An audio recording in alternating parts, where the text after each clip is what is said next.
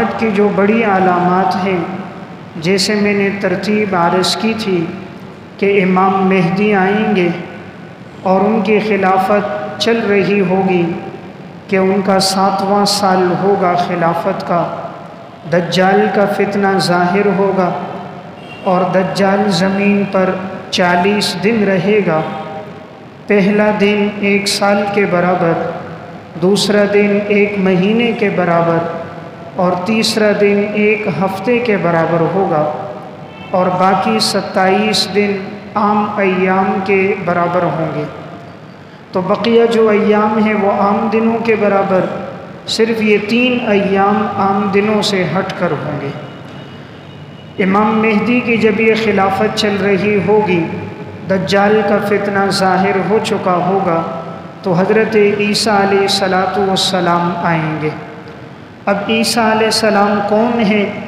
ان کا تذکرہ کرنے سے پہلے میں ان کی والدہ حضرت مریم کا تذکرہ اور ان کے آباء و اجداد کا تذکرہ، کہ جس سے معلوم ہو کہ یہ خاندان بڑا ہی نیک صالح اور متقی خاندان تھا۔ قرآن کریم میں سورہ بقرہ کے بعد دوسری سورت ہے سورہ آل عمران۔ اس سورت کا نام آل عمران اسی وجہ سے ہے کہ اس میں حضرت عیسیٰ علیہ السلام کی جو والدہ حضرت مریم ہیں، تو حضرت مریم کے جو والد ہیں ان کا نام ہے عمران، اور ان کی والدہ کا نام تھا حنہ بنت فاقوزہ۔ تو اللہ تعالیٰ نے اس صورت میں حضرت مریم کی والدہ کا تذکرہ فرمایا تھا، اور حضرت مریم کا، اس وجہ سے اس صورت کا نام سورہ آل عمران تھا۔ حضرت مریم کے والد بھی بڑے نیک صالح متقی انسان تھے، اور ان کی والدہ بھی بڑی نیک صالحہ متقیہ تھی۔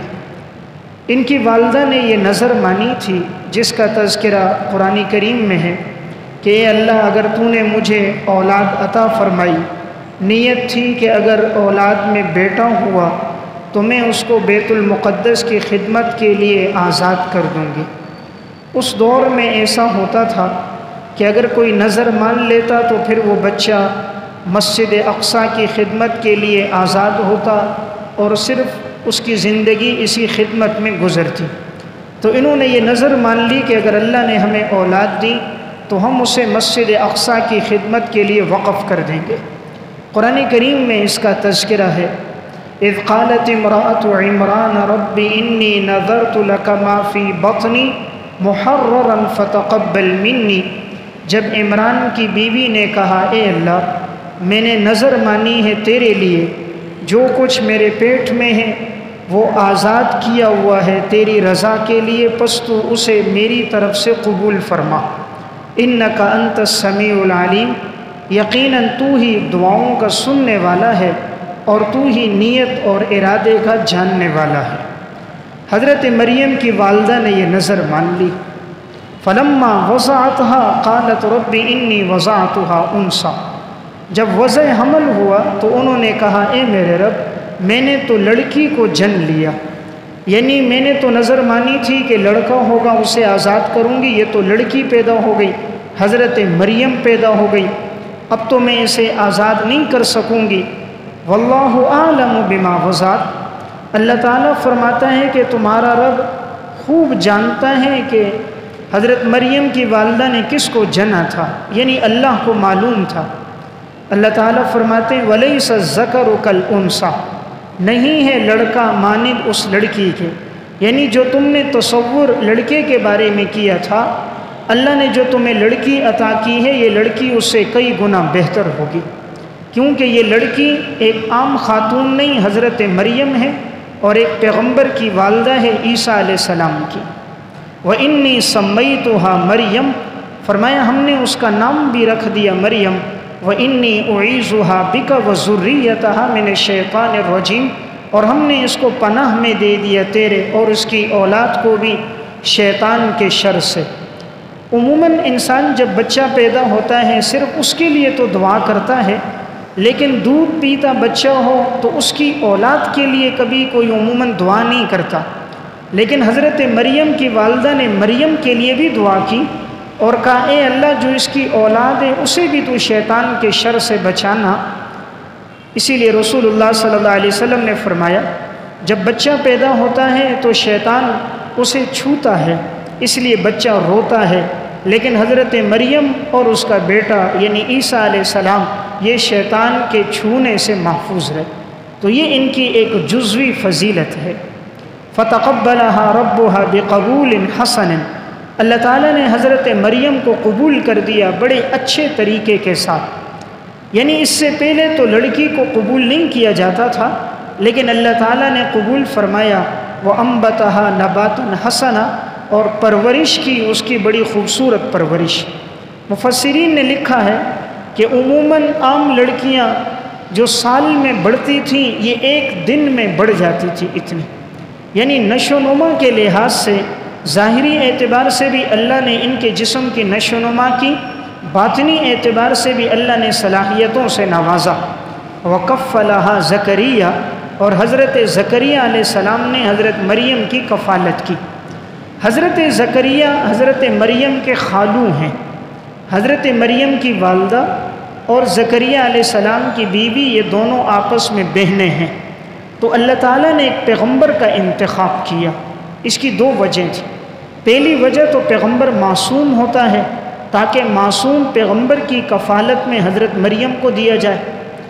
نمبر دو، حضرت مریم کی والدہ اور زکریہ علیہ السلام کی والدہ بہنیں تھیں تاکہ خالہ کی طرف سے بھی ان کی خوب نشو و نما پرورش اور تربیت ہو۔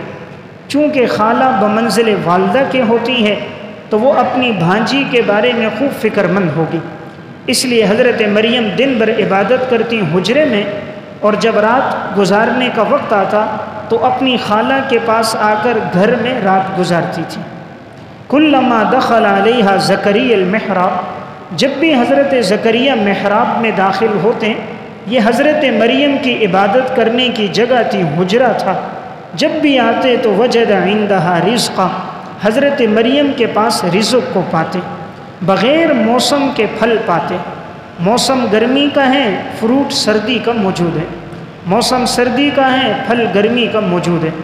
پھل لانے والا کوئی نہیں تھا، چونکہ اس حجرے میں حضرت زکریہ علیہ السلام کے علاوہ کوئی اور داخل نہیں ہوتا تھا، تو بغیر موسم کے پھل آنا، بغیر لانے والے کے خود بخود پھل آنا، یہ حضرت مریم کی کرامت ہے۔ حضرت مریم پیغمبر نہیں ہے، عورتوں میں کوئی بھی پیغمبر نہیں آیا، پیغمبر تمام مردوں میں آئے ہیں، تو حضرت مریم پیغمبر نہیں ہے، ان کے بیٹے پیغمبر ہیں۔ البتہ یہ حضرت مریم کی کرامت ہے کہ بغیر موسم کے اللہ نے پھل کھلائے۔ اللہ تعالیٰ نے قرآن میں 3 کرامتوں کا ذکر کیا، ایک یہ کرامت ہے، نمبر 2 اصحاب کہف کی کرامت قرآن کریم میں ہے کہ جو 309 سال تک سوئے رہے۔ وَلَبِثُوا فِي كَهْفِهِمْ 300 سِنِينَ وَازْدَادُوا 9، 309 سال تک سونا یہ عام انسان کے بس کی بات نہیں، یہ خرق عادت بات تھی جو اللہ تعالیٰ نے اصحاب کہف کو سلایا، یہ بھی کرامت ہے۔ تیسری کرامت جو قرآن کریم میں ہے، حضرت سلیمان علیہ السلام کے وزیر تھے آصف بن برخیہ، جب حضرت سلیمان علیہ السلام نے فرمایا کون ہے جو ملکہ بلقیس کے تخت کو لے کر آئے، تو ایک نے کہا میں تخت کو لے کر آؤں گا آپ کی مجلس سے اٹھنے سے پہلے، لیکن دوسرا جس کے پاس کتاب اللہ کا علم تھا اس نے کہا میں پلک جھپکنے سے پہلے تخت کو لے کر آؤں گا، اور وہ پلک جھپکنے سے پہلے تخت کو لے آیا۔ قال الذی عنده علم من الكتاب انا آتیک به قبل ان يرتد الیک طرفک فلما رآہ مستقرا عنده قال هذا من فضل ربی۔ تو یہ تیسری کرامت ہے جس کا قرآن میں تذکرہ ہے، تو معلوم ہوا کرامات کا ثبوت قرآن کریم سے ہے۔ تو اگر کوئی بات خلاف عادت نبی کے ہاتھ پر سرزد ہو جائے اسے معجزہ کہتے ہیں، کسی اللہ والے نیک صالح انسان کے ہاتھ پہ سرزد ہو جائے اسے کرامت کہتے ہیں، کوئی عام آدمی مسلمان ہو اس کے ہاتھ پہ سرزد ہو جائے اسے معونت کہتے ہیں کہ یہ اللہ کی طرف سے اس کے لیے مدد ہے۔ اور اگر کسی کافر کے ہاتھ پہ سرزد ہو جائے تو اگر اس کی منشا کے موافق ہو تو یہ استدراج ہے کہ اللہ اس کو ڈھیل دے رہا ہے، اور اگر منشا کے خلاف ہو تو یہ اہانت ہے کہ اللہ نے اس کی توہین کر دی۔ جیسے مسلمہ کذاب جس نے نبوت کا دعویٰ کیا تھا، ایک دفعہ اس کا ایک کارندہ لے کر گیا اپنے باغ میں، کہا آپ نبی ہو، آپ دعا کرو، یہ میرا پانی بالکل نیچے تہ میں جا چکا ہے، آپ اپنا لعاب ڈالو تاکہ یہ پانی اوپر آ جائے۔ مسلمہ نے اپنا تھوک اس میں ڈالا، جو پانی تھا وہ بھی نیچے تہ میں چلا گیا، تو اللہ نے اس کو ذلیل و رسوا کر دیا۔ ایک عورت اپنے بچے کو لے کر آئی، اس کے آدھے سر پر بال تھے، اگلے حصے پر بال نہیں تھے، کہا تم نبی ہو، دعا کرو اس کے سر پہ بال آ جائیں۔ اس نے ہاتھ پھیرا، جو بال تھے وہ بھی نیچے گر گئے، تو یہ اللہ نے اسے رسوا کر دیا۔ اسے کہتے ہیں توہین اور اہانت۔ تو میں بات عرض کر رہا تھا کہ حضرت مریم اپنے حجرے میں عبادت کرتی اور بغیر موسم کے سامنے پھل موجود ہوتے۔ حضرت زکریا علیہ السلام جب محراب میں آئے، کلما دخل علیہا زکریا المحراب وجد عندہا رزقا، ان کے سامنے پھلوں کو پایا۔ قال یا مریم انا لک ھذا، اے مریم یہ پھل کہاں سے آ گئے؟ حجرے میں آنے والا تو کوئی نہیں، یہ پھل کون لے کر آیا؟ حضرت مریم نے فرمایا قالت هو من عند اللہ، یہ پھل میرے اللہ کی طرف سے آئے، اور ان اللہ یرزق من یشاء بغیر حساب، اور اللہ رزق دیتا ہے جس کو چاہتا ہے بغیر حساب کے۔ دیکھیں حضرت مریم نے فرمائی یہ پھل مجھے اللہ نے دیے، اپنی طرف نسبت نہیں کی، اس لیے اہل اللہ اپنے ہر کام کی نسبت اللہ کی طرف کرتے، فرمایا اللہ نے مجھے یہ رزق دیا۔ حضرت زکریا علیہ السلام کی نرینہ اولاد نہیں تھی، انہوں نے اسی وقت دعا کی۔ زکریا علیہ السلام کی عمر تھی 120 سال، اور ان کی گھر والی بھی بانجھ ہو گئی تھی، بوڑھی تھی۔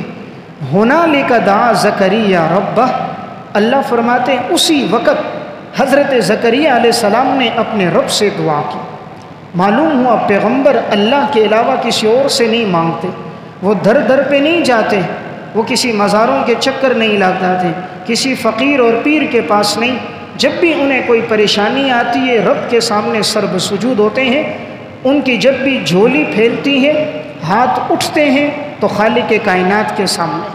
تو حضرت زکریا علیہ السلام نے دعا کی، قال رب هب لي من لدنك ذرية طیبہ، اے اللہ مجھے اولاد عطا فرما، پاکیزہ اولاد۔ دیکھیں صرف بیٹا نہیں مانگا، ایسا بیٹا مانگا جو طیب ہو، نیک صالح متقی ہو۔ اس لیے دعا یہ کرنی چاہیے اللہ اولاد نیک عطا فرمائے۔ بیٹا تو ہو لیکن خدا نہ کرے ڈکیت ہو، چور ہو، قاتل ہو، ہیرونچی ہو، فسادی ہو، لٹیرا ہو، تو پھر انسان سر اٹھانے کے قابل نہیں رہتا، کسی مجلس میں جانے کے قابل نہیں ہوتا، وہ چاہتا ہے زمین پھٹ جائے میں اندر چلا جاؤں۔ اس لیے پیغمبر نے دعا یہ کی، اے اللہ اولاد عطا فرما، نیک عطا فرما، انک سمیع الدعا، یقیناً تو ہی دعاؤں کا سننے والا ہے۔ فنادتہ الملائکۃ وہو قائم یصلی فی المحراب، تو ایک فرشتے نے پکارا، یہ صیغہ جمع کا ہے، مراد مفرد ہے۔ حضرت جبرائیل علیہ السلام تعظیماً اس کو جمع کے صیغے کے ساتھ ذکر کیا ہے۔ حضرت جبرائیل علیہ السلام نے آواز دی، درا حالے کہ زکریا علیہ السلام نماز پڑھ رہے تھے۔ قرآن کریم نے ایک جملہ لایا، وہو قائم یصلی فی المحراب، وہ محراب میں نماز پڑھ رہے تھے۔ معلوم ہوا دعائیں تب قبول ہوتی ہیں جب عبادت کا اہتمام ہوتا ہے، جب عبادت کا اہتمام ہوتا ہے دعاؤں کی قبولیت زیادہ ہوتی ہے۔ دوسری بات یہ معلوم ہوئی انبیاء علیہ السلام میں بھی نماز پڑھنے کا معمول رہا۔ تیسرا یہ معلوم ہوا وہ عبادت کرتے تھے محراب میں۔ محراب کہتے ہیں جائے ہر جنگ کی جگہ۔ مسجد کے اس حصے کو محراب اس لیے کہتے ہیں کہ یہاں امام شیطان سے لڑائی کرتا ہے، نماز کے دوران شیطان اس کے دل میں مختلف وسوسے ڈالتا ہے تاکہ امام سے غلطی ہو جائے، اور امام باطنی طور پر مقابلہ کر کے اپنی توجہ اس کی طرف نہیں کرتا، اللہ کی طرف کرتا ہے، اس لیے اس جگہ کا نام ہوتا ہے محراب۔ تو زکریا علیہ السلام ایک متعین جگہ میں نماز پڑھ رہے تھے۔ معلوم ہوا گھر کے اندر ایسی جگہ ہونی چاہیے جس جگہ میں انسان نماز ادا کرے، نماز کے لیے الگ کمرہ ہونا چاہیے۔ آج ہمارے گھروں میں ٹیلی ویژن کے لیے الگ کمرہ ہوتا ہے، کھانا کھانے کے لیے الگ ہوتا ہے، مہمانوں کے لیے الگ ہوتا ہے، بچوں کے لیے الگ ہوتا ہے، لیکن نماز اور عبادت کے لیے کوئی الگ جگہ مختص نہیں ہوتی۔ حضرات سلف جب گھر کی بنیاد رکھتے تھے سب سے پہلا کمرہ نماز اور تلاوت کے لیے الگ رکھتے تھے کہ اس جگہ میں صرف عبادت ہوگی، اس لیے ان گھروں کے اندر اللہ کی خصوصی رحمتیں اور برکتیں نازل ہوتی تھیں۔ تو زکریا علیہ السلام نے دعا کی، ان اللہ یبشرک بیحییٰ مصدقا بکلمۃ من اللہ، یقیناً اللہ تمہیں خوشخبری دیتا ہے حضرت یحییٰ کی، جو تصدیق کرنے والے ہوں گے ایک کلمے کی جو اللہ کی طرف سے ہے، وسیدا وحصورا ونبیا من الصالحین، اللہ نے انہیں بیٹا یحییٰ علیہ السلام عطا کیا جو سردار تھا، عورتوں سے رغبت نہ رکھنے والا تھا اور نیک صالح کامل پیغمبر تھا۔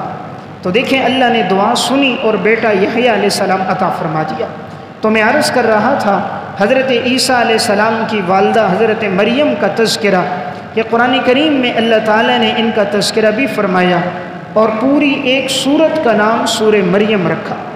قرآن کریم میں کسی عورت کا نام نہیں ہے سوائے حضرت مریم کے، الف لام میم سے والناس تک پورے قرآن میں مریم کے علاوہ کسی عورت کا نام نہیں۔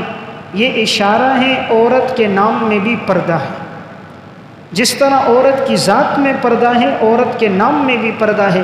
اس لیے اللہ تعالیٰ قرآن کریم میں یہ تعبیر اختیار کرتے ہیں، نوح علیہ السلام کی بیوی، لوط علیہ السلام کی بیوی، فرعون کی بیوی، قرآن نام نہیں لیتا۔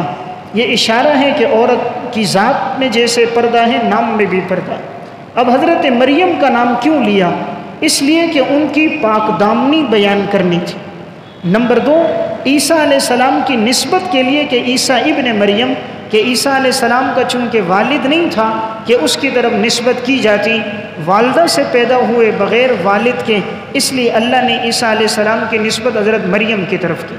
اور ایک نقطہ تھا حضرت مریم کا مقام، مرتبہ اور عزت کی طرف اشارہ کرنا، چونکہ یہود نے معاذ اللہ یہ کہا کہ حضرت مریم نے زنا کیا اور اس سے حضرت عیسیٰ پیدا ہوئے۔ اللہ تعالیٰ نے ان کی بات کا رد کیا اور حضرت مریم کی تعظیم اور عظمت ظاہر کرنے کے لیے ایک سورت کا نام بھی رکھا اور اس کی پاک دامنی کا تذکرہ سورہ مریم میں کیا۔ جب حضرت مریم پیدا ہو گئیں اب یہ عبادت کرتی رہی اسی حجرے میں، یہاں تک کہ یہ بالغ ہو گئیں۔ اب اللہ تعالیٰ نے عیسیٰ علیہ السلام کو ان سے پیدا کرنا تھا، تو حضرت مریم اپنے حجرے میں ایک دن عبادت کر رہی تھی۔ حضرت جبرائیل علیہ السلام انسانی صورت میں آئے۔ جیسے ہی حضرت مریم کے سامنے آئے تو چونکہ پاک دامن عورت تھی تو انہوں نے اس موقع پر ایک جملہ کہا، قالت انی اعوذ بالرحمن منک ان کنت تقیا، میں اللہ کی پناہ میں آتی ہوں اگر تو نیکوکار انسان ہے، یعنی فوراً میرے سامنے سے ہٹ جا، تو کون ہے جو میرے سامنے آ گیا؟ حضرت جبرائیل علیہ السلام انسانی صورت میں تھے، حضرت مریم کو پتہ نہیں تھا کہ یہ حضرت جبرائیل ہے۔ معلوم ہوا غیب کا علم اللہ کے علاوہ کسی کے پاس نہیں۔ حضرت مریم اللہ کی ولیہ ہے لیکن اسے پتہ نہیں کہ یہ حضرت جبرائیل علیہ السلام ہے، وہ سمجھی کہ کوئی عام آدمی ہے۔ انہوں نے اپنا تعارف کرایا کہ نہیں، میں اللہ کی طرف سے فرشتہ جبرائیل ہوں۔ تو غیب کا علم صرف اللہ جانتا ہے۔ قل لا يعلم من في السماوات والارض الغیب الا اللہ، زمین اور آسمان میں غیب اللہ کے علاوہ کوئی نہیں جانتا۔ تو حضرت جبرائیل علیہ السلام نے فرمایا انما انا رسول ربک، میں تیرے رب کی طرف سے قاصد ہوں، لأہب لک غلاما زکیہ، تاکہ میں تجھے اللہ کی طرف سے عطا کروں ایک پاکیزہ لڑکا۔ حضرت مریم نے کہا قالت انا یکون لی غلام، میرا لڑکا کیسے ہوگا؟ ولم یمسسنی بشر، مجھے تو کسی انسان نے چھوا نہیں۔ یعنی لڑکا تب ہوتا ہے جب نکاح ہو، یا معاذ اللہ کوئی بدکاری کرے، ولم اکو بغیہ، میں تو بدکار عورت نہیں ہوں۔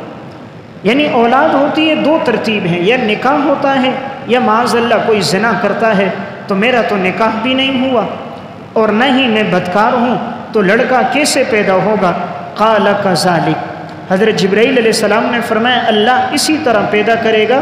قال ربک علی ہین، اور یہ کام کرنا تیرے رب کے لیے بڑا آسان ہے۔ یعنی انسان کے لیے مشکل ہے لیکن اللہ کے لیے بغیر والد کے پیدا کر دینا اللہ کے لیے کوئی مشکل نہیں۔ وَلِنَجْعَلَهُ آیَةً لِلنَّاسِ وَرَحْمَةً مِنَّا، اور ہم اس کو لوگوں کے لیے نشانی بنا دیں گے اور یہ اللہ کی طرف سے ایک رحمت ہوگی۔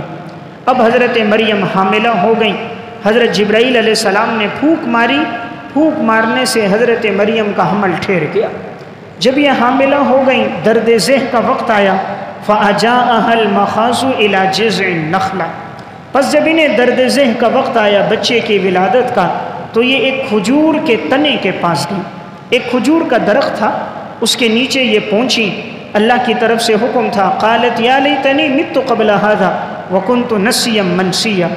دیکھیں جو عورت پاک دامن ہوتی ہے اس کی عزت پہ کوئی حرف آ جائے، وہ چاہتی ہے میں مر جاؤں، میرا نام ختم ہو جائے، زندہ زمین میں دھنس جاؤں، لیکن میری طرف کوئی غلط نسبت نہ کرے۔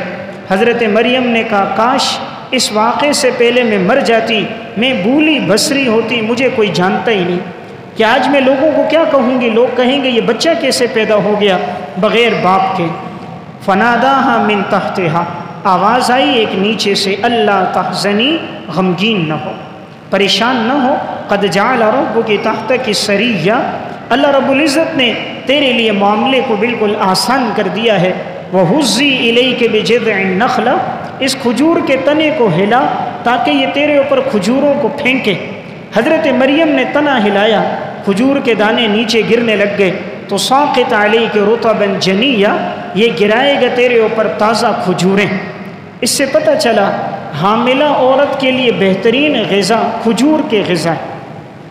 اس لیے جو عورت حاملہ ہو اگر اسے کھجور کھلائی جائے تو اولاد توانا پیدا ہوتی ہے، طاقتور پیدا ہوتی ہے، عورت کے جسم میں طاقت آ جاتی ہے، درد ذہ کے وقت جو کمزوری ہوتی ہے وہ کمزوری ختم ہو جاتی ہے، خون میں روانی آتی ہے، نئے خون کو اللہ پیدا کرتا ہے۔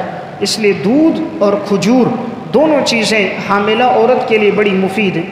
فَكُلِي وَاشْرَبِي وَقَرِّي عَيْنًا، کھجوروں کو کھا، یہ ٹھنڈے چشمے کا پانی پی، اور اپنے بیٹے کو دیکھ کر اپنی آنکھیں ٹھنڈی کر، اپنے بیٹے عیسیٰ کو دیکھ اور اپنی آنکھیں ٹھنڈی کر۔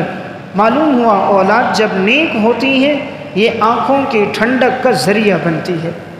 فَإِمَّا تَرَيِنَّ مِنَ الْبَشَرِ أَحَدًا، اگر تیرے سامنے کوئی انسان آئے، فَقُولِي إِنِّي نَذَرْتُ لِلرَّحْمَنِ صَوْمًا، اسے کہہ دینا میں نے آج روزہ رکھا ہے، فَلَنْ أُكَلِّمَ الْيَوْمَ إِنسِيًّا، آج میں کسی انسان سے بات نہیں کروں گی۔ یعنی اللہ نے فرمایا تو نے بات نہیں کرنی، تو اپنے بیٹے کو لے کر جا، تیرا یہ دودھ پیتا بچہ جو ابھی پیدا ہوا ہے یہ اپنا تعارف خود کرائے گا، تو نے کچھ نہیں کرانا، تو خاموش رہے گی۔ فَأَتَتْ بِهِ قَوْمَهَا تَحْمِلُ، حضرت مریم حضرت عیسیٰ کو لے کر اپنی قوم کے پاس آئی۔ قَالُوا يَا مَرْيَمُ لَقَدْ جِئْتِ شَيْئًا فَرِيًّا، سب نے کہا اے مریم یقیناً تو بڑی نازیبہ چیز لے کر آئی ہے، یعنی بغیر تیرے شوہر کے یہ بیٹا کیسے پیدا ہو گیا۔ سب نے بہتان باندھ دیا، الزام تراشنے شروع کر دیے کہ معاذ اللہ کہیں بدکاری کی ہے۔ یا اخت ہارون ما کان ابوک امرأ سوء وما کانت امک بغیہ، اے ہارون کی بہن نہ تیرا والد بد کردار ہے نہ تیری ماں بد کردار تھی۔ عموماً جب لڑکی کے اندر ایسی نسبت موجود ہو کہ وہ اپنی عزت اور پاک دامنی کا خیال نہ کرے تو پھر نسبت اس طرف ہوتی ہے کہ اس کی ماں ایسی تھی، شاید اس وجہ سے بیٹی اس طرح ہے، یا اس کا باپ ایسا تھا، شاید اس وجہ سے یہ بیٹی اور بیٹا اس طرح ہے۔ تو قوم کے لوگوں نے کہا کہ نہ تو تیرا والد ایسا ہے نہ تیری ماں ایسی ہے، آخر تو یہ بچہ کیسے لے کر آ گئی بغیر شوہر کے؟ فَأَشَارَتْ إِلَيْهِ، حضرت مریم نے اشارہ کیا عیسیٰ علیہ السلام کی طرف۔ قَالُوا كَيْفَ نُكَلِّمُ مَنْ كَانَ فِي الْمَهْدِ صَبِيًّا، یہ کیسے گفتگو کرے گا، یہ تو اس وقت گود میں بچہ ہے، دودھ پیتا بچہ کیسے بات کر سکتا ہے؟ قال انی عبد اللہ، عیسیٰ علیہ السلام نے اپنی تقریر شروع کی، دودھ پیتا بچہ ہے، اللہ تو قادر ہے، جو اللہ اس زبان کی گوشت کی بوٹی میں 15 سال کے بعد بولنے کی طاقت فصیح انداز میں ڈال دیتا ہے، وہ اللہ اس پر قادر ہے کہ بچپن میں بھی بولنے کی طاقت ڈال سکتا ہے۔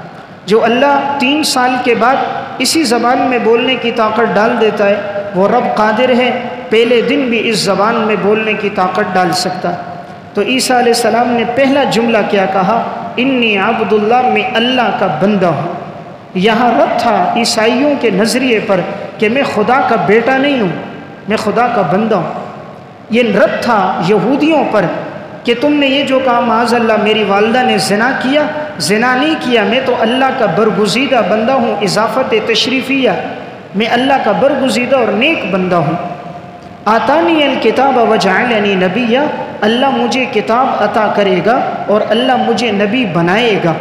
اللہ نے بعد میں عیسیٰ علیہ السلام کو انجیل عطا فرمائی اور اللہ نے وقت کا پیغمبر بھی بنایا، یعنی میں کوئی عام بچہ نہیں ہوں، مستقبل کا میں پیغمبر ہوں۔ وجعلنی مبارکن اینما کنت، اللہ نے مجھے بابرکت بنایا، میں جہاں کہیں بھی ہوں، میں زمین کے جس خطے پر ہوں گا میں بابرکت ہوں گا۔ اشارہ تھا میں زمین پر ہوں تب بھی برکت والا، جب مجھے آسمانوں پہ اٹھا لیا جائے میں تب بھی برکت والا۔ وَأَوْصَانِي بِالصَّلَاةِ وَالزَّكَاةِ مَا دُمْتُ حَيًّا، مجھے حکم ہے نماز قائم کرو، زکوٰۃ ادا کرو، میں جب تک زندہ رہا میں یہ دو عمل کرتا رہوں گا۔ معلوم ہوا نماز کتنی اہم عبادت ہے۔ زکریا علیہ السلام کا تذکرہ ہوا، وہ بھی نماز پڑھ رہے تھے۔ حضرت عیسیٰ علیہ السلام کا تذکرہ بچپن سے فرمایا، مجھے جس بات کا تاکید سے حکم ہے وہ نماز کا حکم ہے۔ معلوم ہوا اللہ کو یہ عبادت بڑی پسند ہے۔ وَبَرًّا بِوَالِدَتِي، اور میں اپنی والدہ کا بڑا نیکوکار ہوں۔ دیکھیں اگر والد بھی زندہ ہوتا تو قرآن لفظ والدین کہتا، تو والدین نہیں ہے، صرف والدہ کا ذکر ہے، تو معلوم ہوا حضرت عیسیٰ علیہ السلام بغیر والد کے پیدا ہوئے۔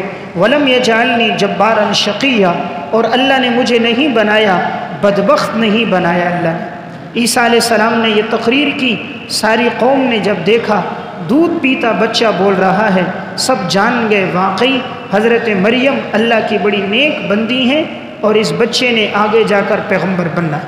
اب یہی عیسیٰ علیہ السلام جب بڑے ہوئے اللہ تعالیٰ نے انہیں پیغمبر بنایا اور اللہ نے انہیں اپنی کتاب انجیل عطا فرمائی۔ اللہ رب العزت کی ایک سنت ہے، اللہ ہر نبی کو معجزات دیتا ہے، اور معجزہ کہتے ہیں اس چیز کو جو عادت کے برخلاف ہوتی ہے، تاکہ لوگوں کے سامنے اس نبی کی نبوت ظاہر ہو جائے۔ اور اللہ تعالیٰ ہر پیغمبر کو وہ معجزہ دیتا ہے جو اس دور کی ضرورت ہوتی ہے۔ موسیٰ علیہ السلام کے دور میں جادو اور سحر کا چرچا تھا، تو اللہ تعالیٰ نے موسیٰ علیہ السلام کو عصا معجزہ دیا جو ایک سانپ اور اژدہا بنا اور اس نے سارے اژدہا کو نگل دیا۔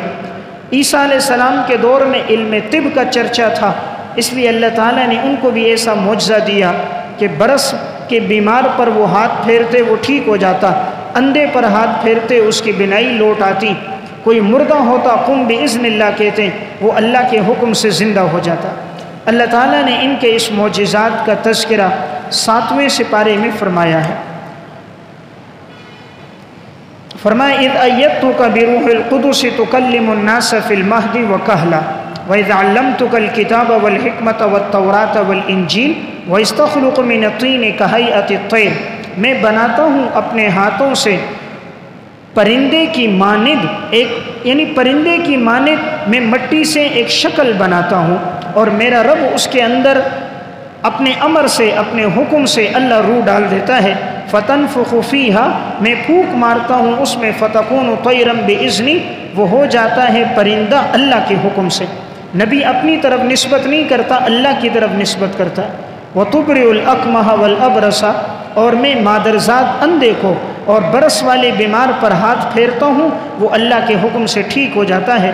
وَإِسْتُخْرِجُ الْمَوْتَى بِإِذْنِي، اور زندہ کرے گا مردے کو عیسیٰ علیہ السلام اللہ کے حکم سے۔ وَإِذْ كَفَفْتُ بَنِي إِسْرَائِيلَ عَنْكَ، ہم نے بنی اسرائیل کو روک دیا آپ سے، اِذْ جِئْتُم بِالْبَيِّنَاتِ، جب آپ ان کے پاس معجزات لے کر آئے۔ یہاں سے آگے اب اللہ رب العزت تذکرہ فرما رہے ہیں۔ حضرت عیسیٰ علیہ السلام نے جب اپنی نبوت کی دعوت دی، یہود آپ کے مخالف ہو گئے۔ یہودیوں نے معاذ اللہ عیسیٰ علیہ السلام کو اب قتل کرنا چاہا۔ اس دور کے جو بادشاہ تھے روم کے، اس کے پاس گئے اور اس سے کہا کہ ہم نے اسے قتل کرنا ہے۔ تو انہوں نے ان کو بھیجا، عیسیٰ علیہ السلام ایک گھر میں تھے، انہوں نے ایک شخص کو اندر جیسے بھیجا، اللہ تعالیٰ نے اس کو عیسیٰ علیہ السلام کی شکل دے دی، تو وہ عیسیٰ علیہ السلام کے مشابہ ہو گیا۔ یہ لوگ انتظار کرتے رہے، کوئی باہر نہیں آیا۔ تو تھوڑی دیر کے بعد جب یہ لوگ اندر گئے تو ان کا وہی آدمی تھا، تو اب انہیں معلوم نہیں تھا کہ یہ عیسیٰ ہے یا ان کا آدمی ہے۔ اللہ تعالیٰ نے عیسیٰ علیہ السلام کو زندہ آسمانوں پر اٹھا دیا، ان پر بات مشتبہ ہو گئی، انہوں نے اپنے آدمی کو قتل کر دیا اور سمجھنے یہ لگے کہ ہم نے عیسیٰ علیہ السلام کو قتل کر دیا۔ تو قرآن کریم میں اب اللہ نے اس کی نفی فرمائی کہ عیسیٰ علیہ السلام کو انہوں نے قتل نہیں کیا بلکہ ہم نے اس کو زندہ آسمانوں پر اٹھا دیا۔ وَقَوْلِهِمْ إِنَّا قَتَلْنَا الْمَسِيحَ عِيسَى ابْنَ مریم، ان کا یہ قول کہ ہم نے عیسیٰ بن مریم کو قتل کیا ہے جو اللہ کا رسول ہے۔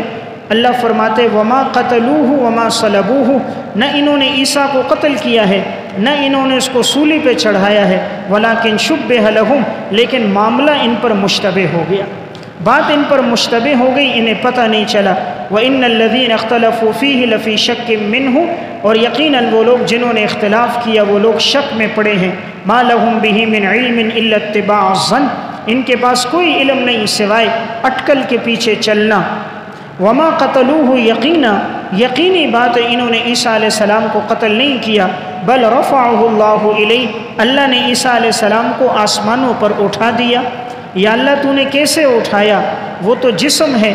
فرمایا وکان اللہ عزیزاً، تیرا رب غالب ہے، تیرا رب غالب ہے، وہ جب چاہے کسی کو اٹھا سکتا ہے۔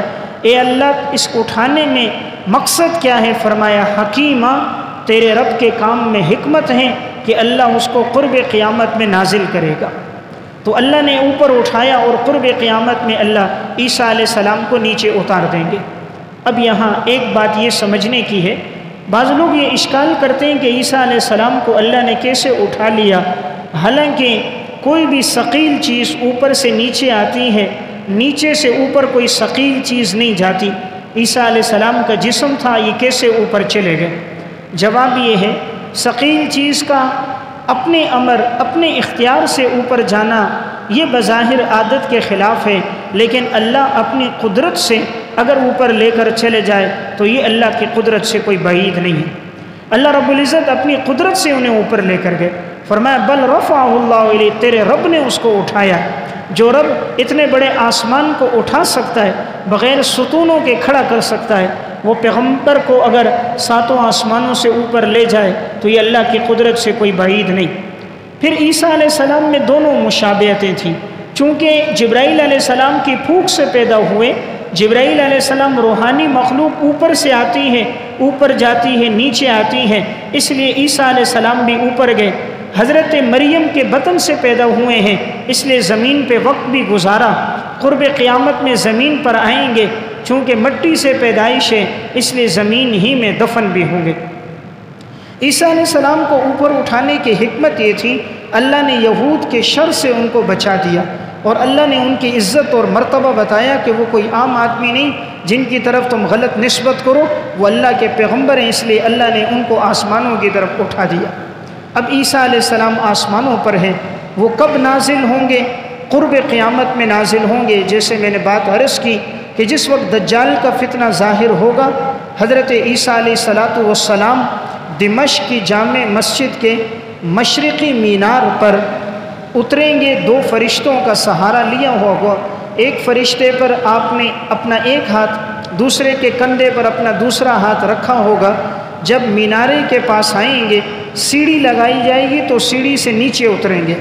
اوپر سے نیچے جب آئے تو وہ اللہ نے اپنی قدرت سے لایا۔ جب عالم اسباب میں آ گئے تو سیڑھی لگا کر اسباب کے ساتھ انہیں نیچے اتارا جائے گا۔ آپ نے فرمایا عیسیٰ علیہ السلام کے بالوں سے پانی کے قطرے نیچے گر رہے ہوں گے، ایسا لگے گا گویا ابھی انہوں نے غسل کیا ہوا ہوگا۔ وہ جب آئیں گے تو امام مہدی نماز پڑھا رہے ہوں گے۔ یہ کون سی نماز ہوگی؟ مسند احمد اور سنن ابن ماجہ کی روایت میں ہے کہ فجر کی نماز ہوگی۔ مشہور یہ ہے کہ عصر کی نماز، لیکن عصر کی نماز کی صراحت پر مجھے کوئی حدیث نہیں ملی جس میں عصر کی نماز کا لفظ موجود ہو۔ باوجود یہ کہ میں تلاش کرتا رہا، کوئی ایسی روایت جس میں لفظ عصر کا ذکر ہو نہیں ہے۔ البتہ فجر کی نماز کا تذکرہ مسند احمد کی روایت میں صراحتاً موجود ہے۔ اس لیے فجر کی نماز کا وقت ہوگا اور امام مہدی پیچھے ہٹیں گے کہ تاکہ عیسیٰ علیہ السلام پڑھائیں، لیکن عیسیٰ علیہ السلام فرمائیں گے نہیں آپ پڑھاؤ، یہ اس امت کا اعزاز ہے۔ تو امام مہدی نماز پڑھائیں گے، عیسیٰ علیہ السلام پیچھے پڑھیں گے۔ پڑھنے کے بعد جب نکلیں گے تو دجال کے ساتھ 70,000 افراد ہوں گے اس کی مدد کے لیے۔ عیسیٰ علیہ السلام کے ساتھ امام مہدی اور مسلمانوں کا لشکر ہوگا۔ پھر یہ نکل کر باب لد پر اسے قتل کریں گے۔ باب لد میں نے عرض کیا تھا یہ وہ جگہ ہے جہاں اس وقت اسرائیل کا ایئرپورٹ ہے۔ اسرائیل نے اس جگہ ایئرپورٹ بنایا اور ایک طیارہ بھی کھڑا کیا ہے، اور وہ اس نیت اور یہ سوچ رکھتے ہیں کہ جب دجال آئے گا ہمارا مسیح، ہم اس کو اس میں بٹھا کے اڑا کے لے جائیں گے۔ لیکن جو پیغمبر نے فرمایا وہ سچ ہوگا، عیسیٰ علیہ السلام دجال کو اسی مقام لد پر قتل کریں گے۔ پھر یہ جتنے یہودی ہوں گے، اگر کوئی کسی درخت کے پیچھے چھپا ہے، حدیث میں آتا ہے درخت آواز دے گا میرے پیچھے یہودی ہے، اس کو قتل کرو، مسلمان یہودیوں کو قتل کر دیں گے۔ وَإِن مِّنْ أَهْلِ الْكِتَابِ إِلَّا لَيُؤْمِنَنَّ بِهِ قَبْلَ مَوْتِهِ، اہل کتاب میں سے نہیں کوئی ہوگا مگر سب عیسیٰ علیہ السلام پر ان کی موت سے پہلے ایمان لے آئیں گے، سارے کے سارے لوگ مسلمان ہو جائیں گے۔ اب اللہ تعالیٰ برکتوں کا ظہور فرما دیں گے۔ جب عیسیٰ علیہ السلام دنیا میں آئیں گے ان کی کیا ذمہ داریاں ہوں گی، وہ زمین پر آ کر کیا کریں گے، تو جناب رسول اللہ صلی اللہ علیہ وسلم نے احادیث مبارکہ میں اس کا تذکرہ فرمایا۔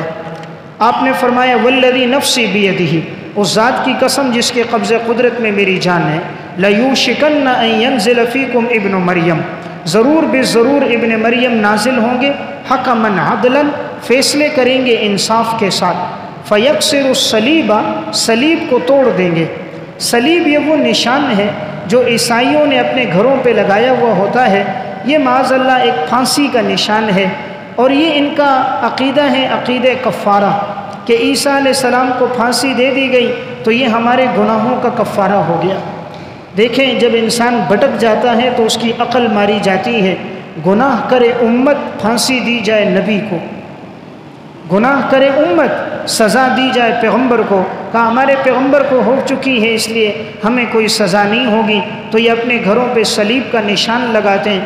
چونکہ یہ عیسائیوں کا شعار ہے اس لیے آپ صلی اللہ علیہ وسلم نے فرمایا عیسیٰ علیہ السلام اس شعار کو آ کر توڑیں گے تاکہ اس باطل نظریے کی تردید ہو جائے کہ عیسیٰ علیہ السلام کو پھانسی نہیں ہوئی تھی، اللہ نے اپنی قدرت سے اٹھایا تھا۔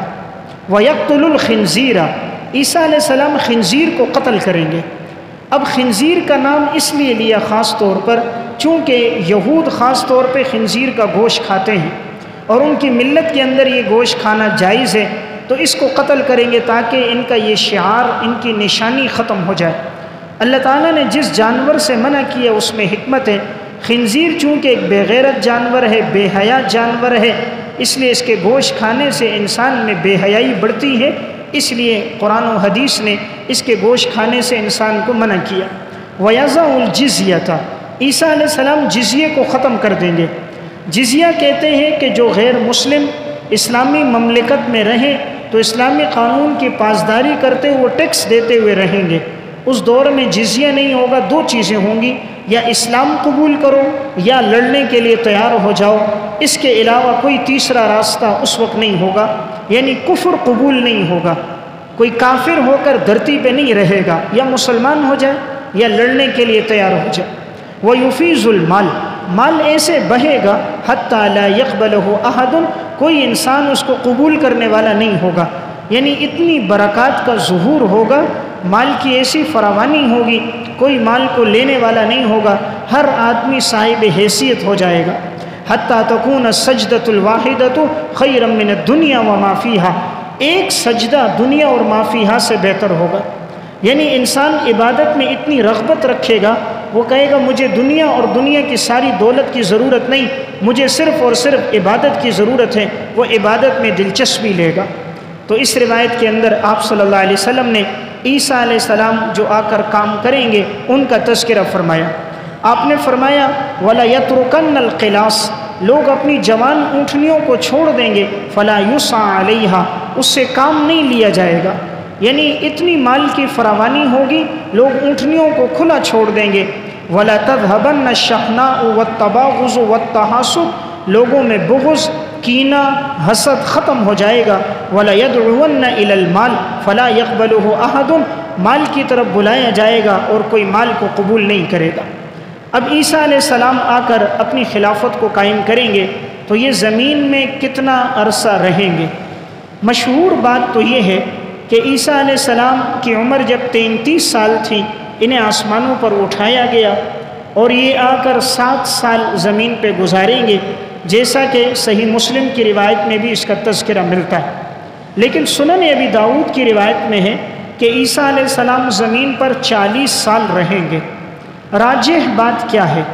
حافظ ابن حجر عسقلانی نے الاصابہ فی تمییز الصحابہ اور علامہ انور شاہ کشمیری رحمۃ اللہ علیہ نے فیض الباری میں یہ بات نقل کی ہے کہ عیسیٰ علیہ السلام 40 سال کی عمر میں ان کو نبوت ملی تھی، 40 سال انہوں نے زمین پر دعوت دی تھی، 80 سال کی عمر میں ان کو اٹھایا گیا تھا، اور جب یہ آئیں گے تو 40 سال دوبارہ زمین میں عدل اور انصاف کو قائم کریں گے، تو 120 سال کی عمر میں ان کا انتقال ہوگا۔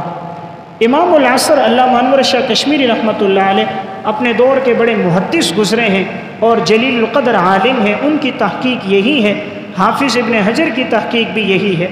اب جس روایت میں 7 سال کا ذکر آتا ہے، اس کا مطلب یہ کہ وہ امام مہدی کی رفاقت میں 7 سال گزاریں گے، پھر مہدی کا انکار ہوگا، اور پھر ان کے جانے کے بعد 33 سال اپنے گزاریں گے بادشاہت کے، یعنی 7 سال ان کے ہمراہ اور 33 سال ان کے بعد۔